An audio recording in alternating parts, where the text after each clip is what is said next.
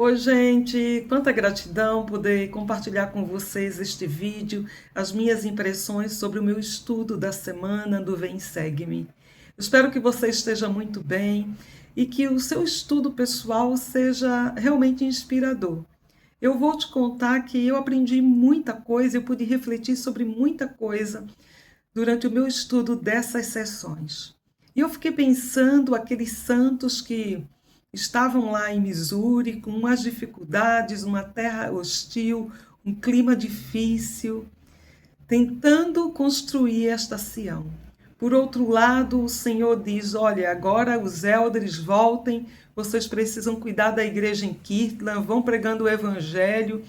E eles voltam, encontram dificuldades pelo caminho, e eles encontram mares revoltos, e calor, e mosca, e começaram as tensões, as discórdias, brigas, ou seja, a vida como ela é. E eu fiquei pensando, não é muito diferente a nossa vida, né? Temos momentos de calmaria, mas temos momentos de turbulência, momentos que o mar fica agitado. E o Senhor, ele dá essa sessão a Joseph e ele diz, né, que de nós santos se requer que perdoemos a todos os homens, a todas as pessoas. Ou seja, o Senhor não está exigindo perfeição. Então, aqueles santos, assim como aqueles elders, eles não eram perfeitos, assim como na nossa ala as coisas não serão perfeitas, a gente não vai ter aquela atividade que a gente imagina às vezes perfeita, ou nem sempre a ministração será 100%. Não seremos perfeitos. E o Senhor não requer perfeição nesta vida, mas o Senhor requer de nós que perdoemos uns aos outros. E ele diz nessa sessão, né, que ele perdoa a quem ele quiser, mas de nós é requerido que perdoemos a todos os homens. E eu fiquei pensando, por que esse atributo de perdoar é tão importante para edificar Sião? Essa Sião onde todos deveriam ser unos de coração. Gente, muita coisa me veio à mente, né? Pode ser que alguns tenham mais facilidade, outros mais dificuldade, mas esse é um atributo cristão que todos nós precisamos desenvolver. Até porque se queremos realmente um dia habitar num reino celestial, precisamos aprender a perdoar as pessoas. Não dá para chegar lá no reino celestial escolhendo quem serão os nossos vizinhos. Nós precisamos aprender a perdoar as pessoas. E perdoar pode parecer um desafio, muitas vezes será um desafio. O perdoar ele está muito atrelado ao orgulho. Muitas vezes, quando eu sou alguém orgulhoso, eu não consigo perdoar o outro, eu não consigo ter essa humildade. E eu fiquei pensando, como é que a gente desenvolve esse atributo? Primeiro, eu acho que nós precisamos pedir ajuda ao nosso Pai Celestial. Quando tem algo que é muito difícil para a gente pode pedir ajuda para Ele. Ele não nos deu nenhum mandamento que fosse impossível de cumprir. E ainda mais aqueles santos que estavam ali, vivendo numa comunidade, um precisando dos outros. E a gente precisa ter muito cuidado, porque quando a gente começa a criticar, a gente começa a acusar. E aí é muito difícil a gente perdoar as pessoas, a gente desenvolver amor, porque a gente sempre vai achar que está certo, sempre vai achar que tem razão. Então é muito importante que a gente se coloque no lugar do outro. Quando a gente fala de perdão, a gente lembra do nosso Salvador Jesus Cristo, que cura tudo, que até mesmo nos seus momentos finais ele disse: Pai, perdoa-lhes, porque eles não sabem o que fazem. Muitas vezes pessoas vão nos fazer mal e eles também não sabem o que fazem. Outras vezes sabem sim, mas ainda assim, se nós queremos o perdão, nós precisamos perdoar as pessoas. E aí é interessante porque na aula a gente tem duas indicações de discursos, uma é do presidente Holland, que ele fala coisas lindas sobre a importância do perdão, como o perdão ele prejudica, muitas vezes a falta de perdão prejudica gerações. Ele fala, inclusive, a história de um homem de um homem que perdeu toda a sua colheita, acabou tendo que mudar com a sua esposa, e numa entrevista de acerto de dízimo, ele acabou tendo um desentendimento com o bispo, acabou sendo mal interpretado. O presidente Holland diz: eu não sei quem estava certo ou quem não estava, mas ele se sentiu extremamente ofendido e decidiu não mais ir na igreja depois daquele dia. Gente, às vezes você toma uma decisão tão drástica e você ali, por puro egoísmo, pela falta de humildade, por mais razão que você tenha, você não consegue pensar nos seus filhos, nas gerações que vêm. Tudo que você quer é mostrar que você está insatisfeito, que você está magoado, que você está ofendido. Foi o que fez esse homem.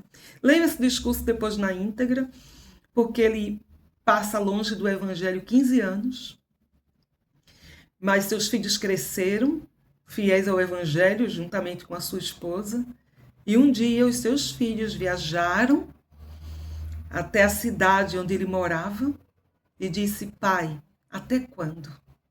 Até quando você vai guardar essa mágoa e vai impedir as bênçãos na sua vida? E depois que os filhos abriram o coração para o pai, ele finalmente parou, pensou e voltou para a igreja.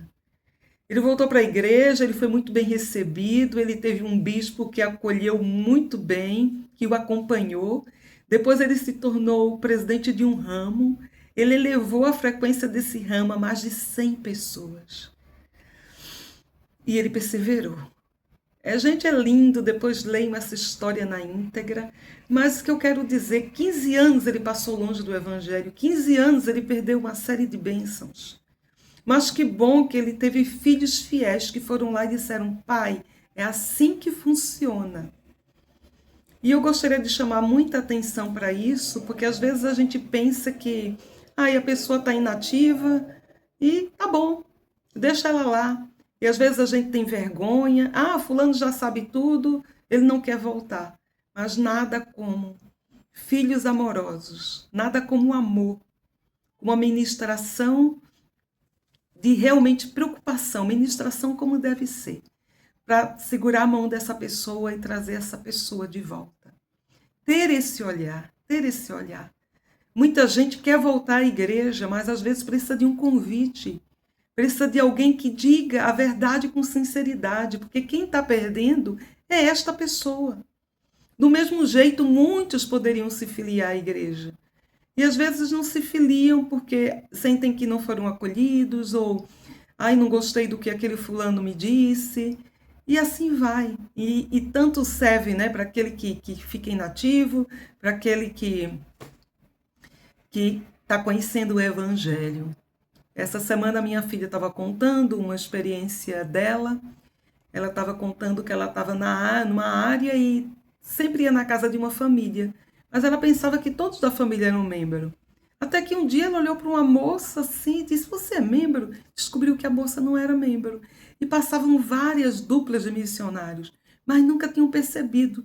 Era como se aquela moça estivesse invisível. E aí elas começaram a ensinar, minha filha terminou a missão e depois ela foi batizada na igreja. Então que a gente possa demonstrar nosso amor sincero e a preocupação sincera pelas pessoas.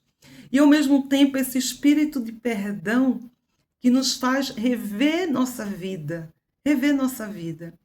O presidente Holland, ele falou lindamente uma citação, ele diz assim, deixa eu ler para vocês, ele cita Phillips Brooks, ele diz assim: você que permite que mal-entendidos terríveis se arrastem ano após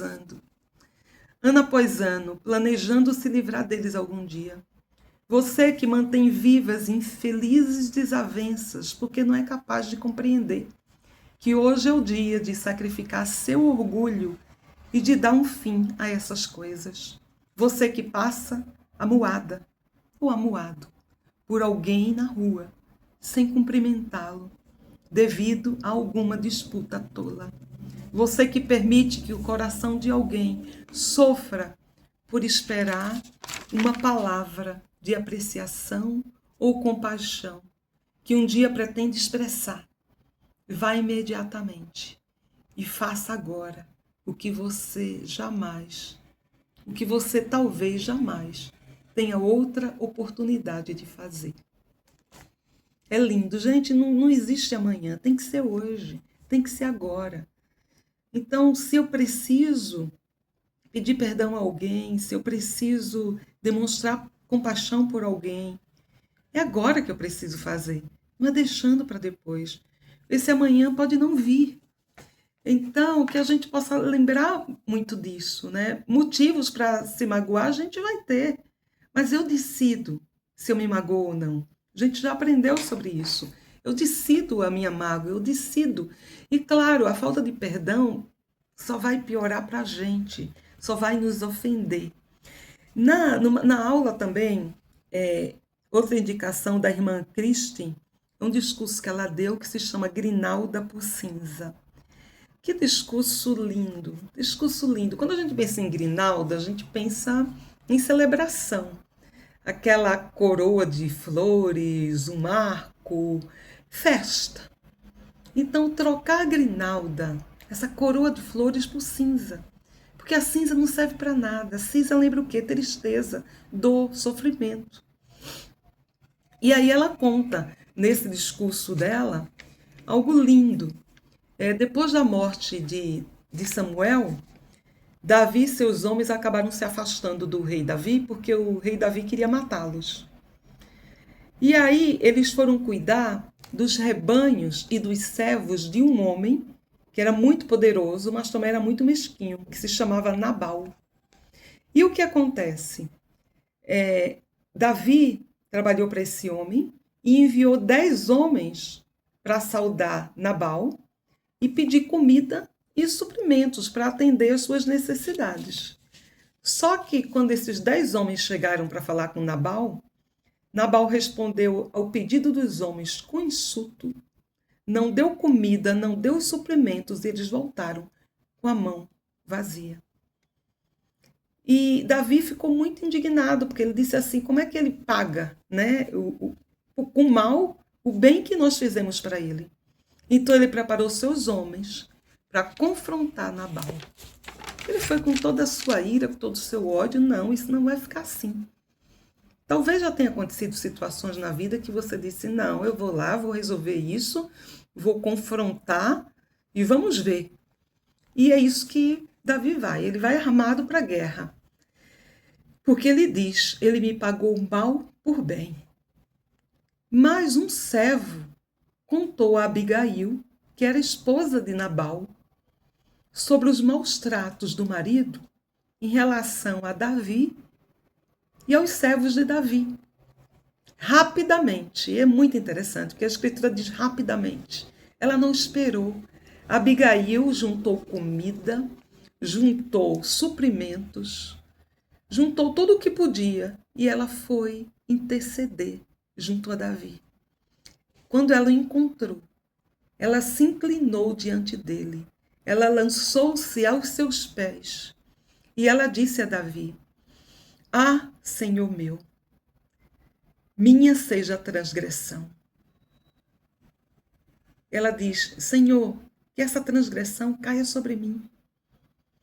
Agora, pois, o Senhor te impediu de ires com derramamento de sangue.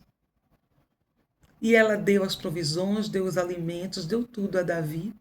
E Davi disse para ela, bendito o Senhor Deus de Israel, que hoje te enviou ao meu encontro. Davi a escutou.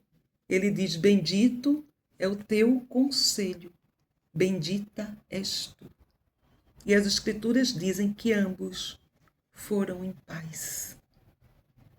Gente, evitou-se aí o que a gente não sabe que tipo de contenda aconteceria. Mas evitou-se, de repente, vidas foram ceifadas, ambos foram em paz. Abigail é um símbolo de Cristo. Ela estava disposta a tomar sobre si o pecado do marido. Ela disse, olha, que seja eu a transgressora. Do mesmo jeito que Cristo fez por nós. Ele toma sobre ele o nosso pecado. E ele intercede por quem? Por nós, por cada um de nós. É isso que ela faz. Nesse discurso, ela cita as palavras de Isaías, de dar a grinalda por cinza, ou seja, dar alegria, dar flores, coroa de flores, no lugar de cinzas, no lugar de ódio, no lugar de rancor, no lugar de tristeza. E as escrituras estão repletas de exemplos assim. Quando a gente pensa, por exemplo, em José do Egito, que ele foi odiado por seus irmãos, ele foi traído, ele foi vendido como escravo, ele foi preso injustamente, enquanto ele tinha alguém que prometeu ajudá-lo que não ajudou. Mas todas as desgraças que aconteceu na vida dele, ele confiou no Senhor. E todos esses infortúnios e provações se tornaram em bênçãos para a salvação dele, para a salvação da sua família e de todo o Egito. Então, muitas vezes, a gente não vai entender algo muito difícil que acontece na nossa vida. Mas, quando a gente usa o amor, quando a gente usa o perdão, fica muito mais fácil da gente entender. Então, que nós possamos lembrar disso, né? Muitas vezes a gente vai ser vítima de algumas pessoas, mas que isso não abale a nossa fé, não abale a nossa confiança em Deus, não abale a nossa coragem de continuar acreditando no bem, de seguir adiante. A irmã, ela inclusive comenta, né, sobre a dificuldade que ela teve com o pai dela, e sobre tantos maus tratos que ela vivenciou durante a vida dela. Então ela fala, você não precisa conviver, né, com o abusador, mas você pode perdoá-lo. Ela fala inclusive sobre a conversão do pai dela e a mudança que aconteceu na vida dele. Então que a gente possa realmente decidir se a gente se ofende ou não, ou se a gente realmente usa, né, a grinalda em vez de cinza, se a gente usa o perdão em vez do ódio, porque no final isso vai fazer um bem enorme para a gente. Então que a gente possa realmente aprender a perdoar as pessoas. E se você é aquela pessoa que tem muita dificuldade de perdoar, está na hora de dobrar os joelhos, está na hora de jejuar, está na hora de implorar ao Senhor, porque esse não é atributo cristão. Se você continuar assim, o Senhor não vai te perdoar um dia. Essa é a verdade. Então está na hora da gente decidir, quero o reino celestial ou não? Ou vou continuar com picuinha? É simples, gente. E era essa situação que passavam os santos. E o Senhor disse, olha, eu quero que vocês perdoem a todos. É assim que funciona. É assim que funciona. Vamos perdoar. Vamos amar as pessoas. Eu, o Senhor, perdoarei a quem desejo perdoar, mas de vós é exigido que perdoeis a todos os homens. E ponto final. E deveis dizer em vosso coração que julgue Deus entre mim e ti, e te recompense de acordo com teus feitos. Então, esse julgamento que seja do Senhor. E aí ele fala sobre arrependimento, ele fala sobre confessar os pecados, há pecados que precisam de confissão, que precisamos procurar as autoridades competentes da igreja, e muitos daqueles pecados vão ser somente entre eu e o meu Pai Celestial. Vai ser entre eu e Ele com uma firme resolução de mudar minha vida, de melhorar. Ele cita muitas pessoas, muitos membros da igreja, ele vai citando Ezra Bolt, Isaac Morley, ele vai citando essas pessoas, ele vai citando sacrifícios que ele queria dos membros. Ele fala, olha, a fazenda de Isaac vocês não vendam. Já a fazenda de Frederick G. Williams não deve ser vendida, que ela permaneça por 5 anos. E eu fiquei pensando, mas por que 5 anos? Por que essa... apesar dos santos já terem migrado para o Missouri, uma parte ficou em Kirtland, porque as pessoas deveriam permanecer, uma parte da igreja em Kirtland, porque o Senhor diz, não venda essa fazenda por 5 anos. E aí me veio à mente que muitas vezes a gente não consegue ter uma visão clara do que vai acontecer amanhã. Quanto mais 5 anos. E o Senhor já tinha essa visão clara. Aliás, o Senhor tem uma visão da nossa vida completa, da nossa vida inteira. E às vezes a gente não consegue enxergar um palmo, essa é a verdade. Então, gente, o Senhor estava requerendo deles, olha, vende a fazenda, o outro não vende a fazenda, Esses homens estavam dando tudo o que tinha, sua vida inteira, seus bens. E se a gente pensar, o Senhor não precisa dos nossos bens, porque Ele é o dono de tudo. Ele que criou tudo, Ele já tem tudo. Ele não precisa. Mas Ele precisa de quê? Do nosso coração. Ele precisa que a gente confie nele. Ele precisa que a gente se determine a vencer o mundo e a lutar pelas coisas que realmente importam, pelas coisas sagradas. Então, quando a gente pensa nesses santos, em tudo que aconteceu com eles, os sacrifícios que fizeram, o Senhor já sabe tudo, tudo, tudo, tudo.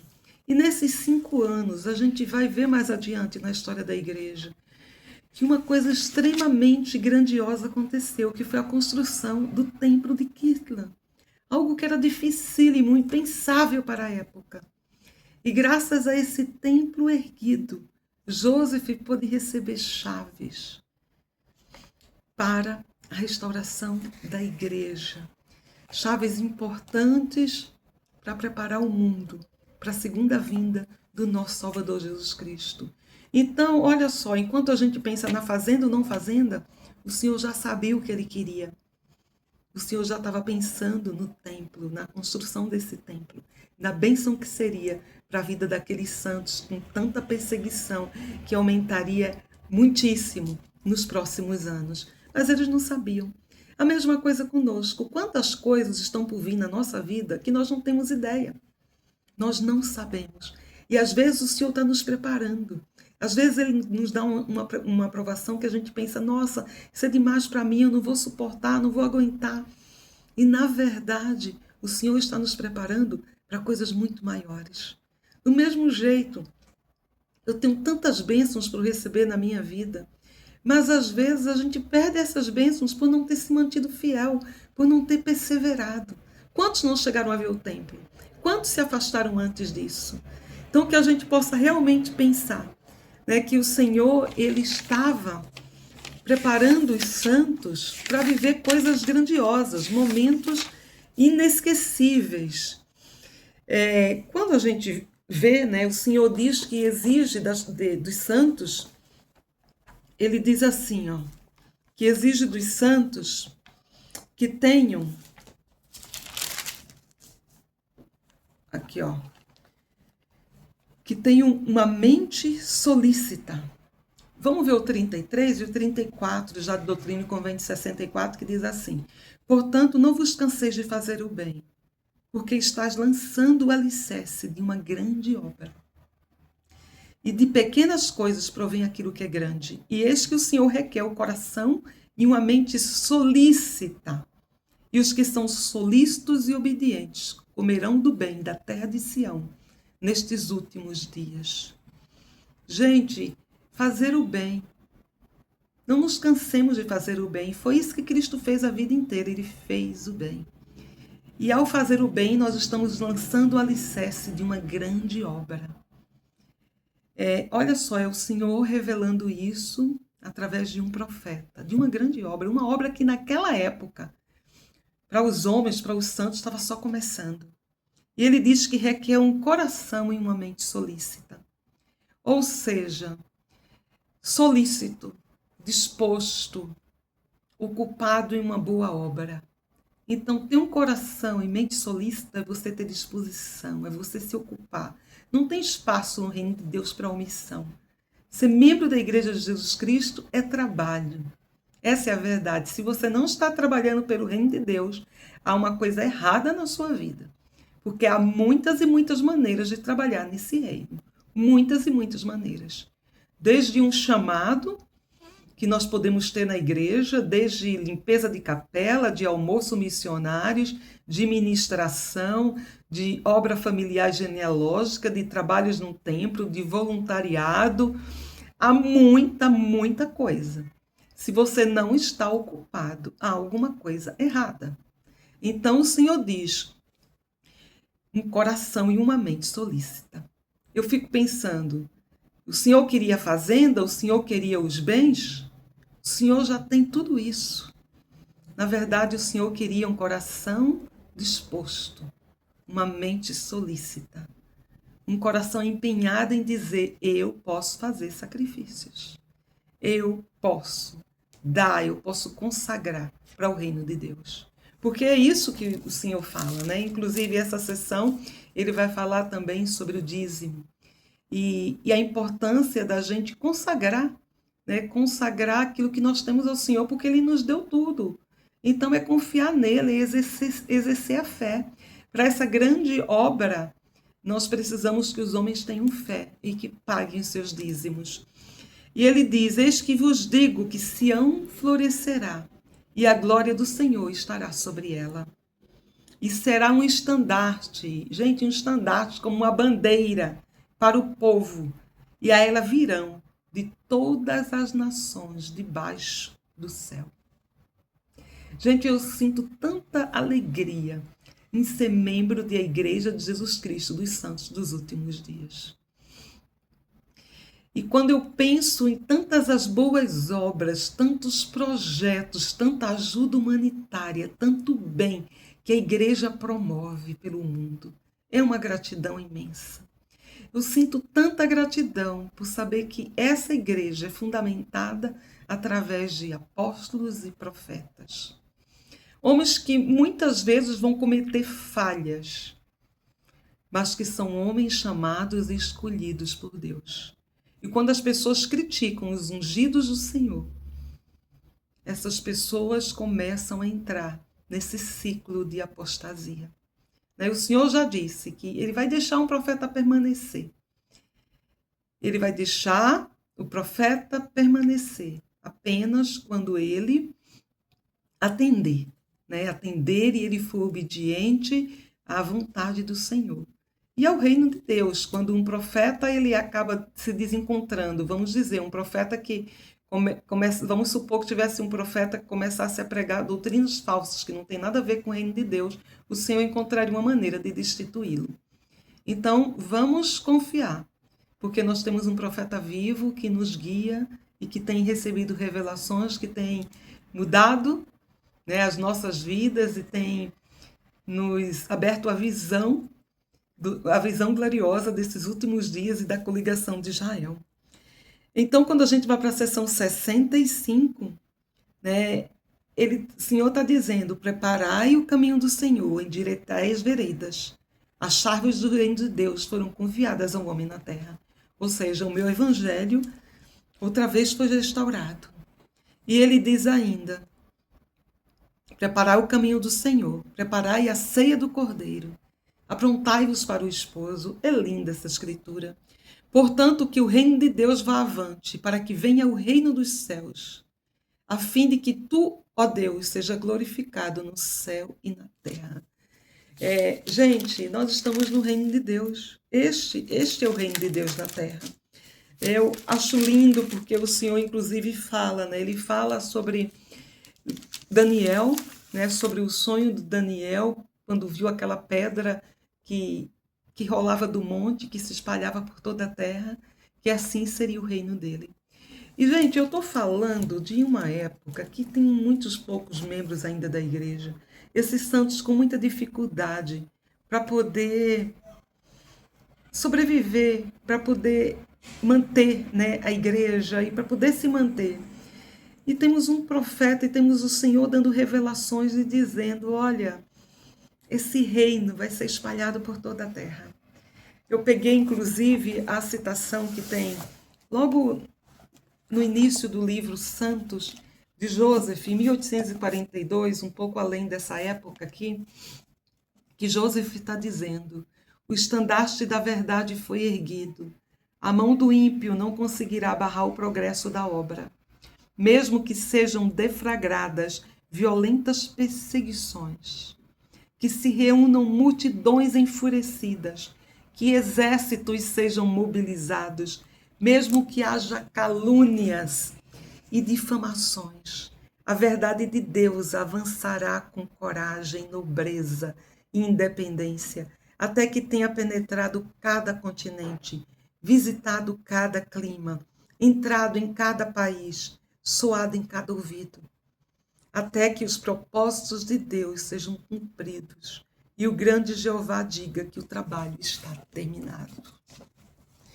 É emocionante, porque o que algumas pessoas não entenderam, essa obra não é de Joseph, essa obra não é do presidente Nelson, não é a minha obra, não é a sua. É a obra do nosso Salvador Jesus Cristo, o grande Jeová. É Ele que vai dizer: está terminado.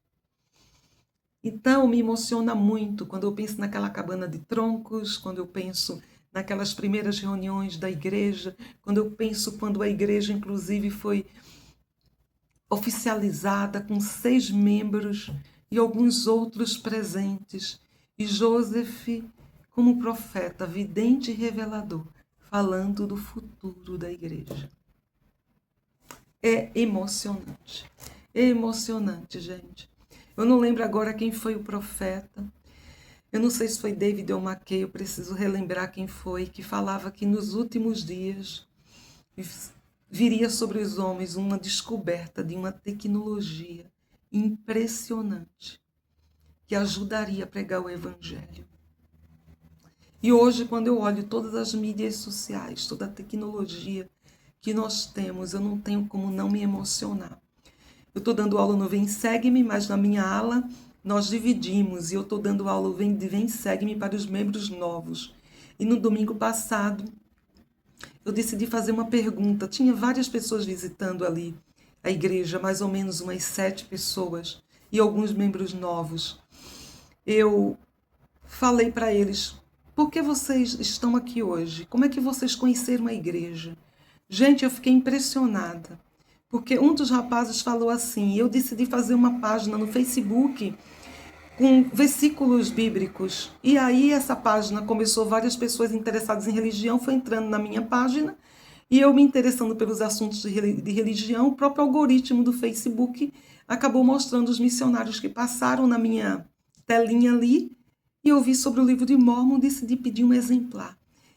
É um casal, eles estão frequentando a igreja há 4 meses. Uma outra disse: eu vi um vídeo no YouTube. O outro disse: eu vi no Instagram. O outro disse: eu também no YouTube. Aí eu fiz o contato, no mesmo dia os missionários estavam na minha casa. Gente, a maioria das pessoas que estavam ali eram através das mídias sociais. Imagina que tinha uma pessoa que se batizou na igreja e ela disse: eu me batizei porque o meu filho fez um contato através da rede social. Meu filho não se batizou, mas eu estou aqui. Gente, só uma pessoa tinha chegado na igreja através de um convite de missionários anteriores e ela acabou indo na igreja naquele domingo frio, que foi domingo passado aqui em São Paulo. Mas todos os outros tinham sido pelas mídias sociais. Essa poderosa ferramenta que já havia sido profetizada. Esse reino de Deus que Daniel, lá atrás, quando interpretou para o rei Nabucodonosor, está novamente na terra. E nós fazemos parte disso. É maravilhoso. Não tem como a gente descrever. E esse reino será como um estandarte para o povo. Um estandarte para o povo. Será como uma luz. Não terá como esconder. E essa Sião será vista por todos os povos. Gente, que a gente possa ser exemplo para o mundo. Que a gente possa brilhar e se erguer. O reino de Deus na terra prepara o mundo para o retorno do Salvador. É isso que nós estamos fazendo. E isso é grandioso demais. Quando a gente vai adiante, é tanta coisa que eu gostaria de falar e não cabe, né? E não cabe. Mas eu gostaria de finalizar falando sobre William McLilley. Ele se converteu ao Evangelho. E ele também participou de uma cura, né? Ele acabou sendo curado. Mas isso não bastou para ele, né? Porque diz o seguinte, que ele pisou em falso num grande tronco e torceu o tornozelo, sentindo muita dor. E ele implorou a Joseph que o curasse. E ele pôs as mãos sobre o cotovelo, escreveu McLilley em seu diário e o curou, embora estivesse muito inchado e doesse terrivelmente. Então, ele participou de uma cura. Ele foi curado instantaneamente. Mas aí, como se não bastasse, ele tinha feito uma oração ao Senhor, onde ele perguntava 5 coisas. Mas ele não contou a ninguém. E não contou a Joseph. Ele queria saber se Joseph era realmente um profeta de Deus. E ele foi lá para Joseph e disse: Joseph, eu quero que você pergunte ao Senhor qual é a vontade dele para mim. E foi essa sessão 66 de Doutrina e Convênios a resposta. A gente não sabe quais foram as 5 perguntas. O que a gente tem é o relato de McLean, quando ele fala que essa sessão respondeu às suas 5 perguntas que Joseph não sabia. E o Senhor fala muita coisa nessas perguntas. O Senhor fala que ele deveria pregar o evangelho, fala que ele não deveria ficar pensando na propriedade que ele tinha, né? Fala que ele deveria ir com Samuel Smith para essa missão. Ele fala ainda que existia uma tentação que o estava afligindo, que era o adultério. Então o Senhor adverte ele. E o Senhor ainda dá um conselho para ele: persevera nessas coisas até o fim, e terás uma coroa de vida eterna, à direita de meu Pai, que é cheio de graça e verdade. A gente sabe que McLean, ele se tornou um homem poderoso. Ele, inclusive, foi chamado como apóstolo, mas ele não perseverou até o fim. Então, gente, muitas vezes a gente vai ter, é o que vimos já, né, ao estudar a semana passada, a gente vai querer sinais, a gente vai ter a prova disso, e um sinal não vai ser suficiente para a gente se manter firme no Evangelho, porque a gente precisa de fé. A fé antecede o sinal. É pela fé que as coisas acontecem. E essa fé que nós precisamos depositar no Senhor, mesmo quando a gente não sabe como vai ser o meu amanhã, como vai ser o dia de amanhã, quando vai ser o depois, ou como eu estarei daqui a 1 ano ou daqui a 5 anos. Mas o Senhor detém o controle de tudo. A vida, gente, é rápida e ela muda no piscar de olhos. Tudo muda, tudo muda. Mas uma certeza nós podemos ter: se permanecermos firmes no Evangelho de Cristo, se formos obedientes e perseverarmos. Mas esse perseverar não implica, eu vou perseverar 1 mês, 1 ano. Eu fiquei na igreja por 10 anos. Não, precisa ser até o fim, pela vida inteira. E o Senhor diz: se você fizer isso, você terá uma coroa de vida eterna, à direita de meu Pai, que é cheio de graça e verdade. Eu sei que tem muita coisa que a gente não entende. Eu sei que tem muitas respostas que muitas vezes a gente espera. Eu sei, mas eu sei que nós podemos confiar no Senhor e que no tempo dele as respostas virão. E que no tempo dele nós teremos, né, esse alento, o conforto que muitas vezes nós buscamos e às vezes no momento presente nós não encontramos. Que a gente possa lembrar disso, que Cristo está vindo. Esse é o evento mais grandioso.